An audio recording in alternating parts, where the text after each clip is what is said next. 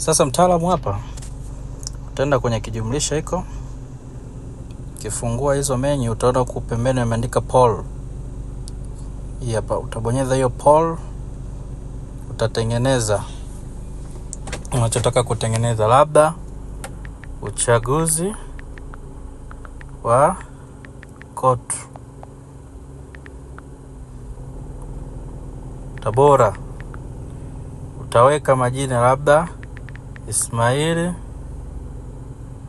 labda Kalinjuna, labda Shilima. Kwa una adi. Baada ya hapo una allow multiple answer, unabonyeza send. Inaenda kama hivyo, mtu akiselect inaonyesha, inakuwa imeisha hiyo.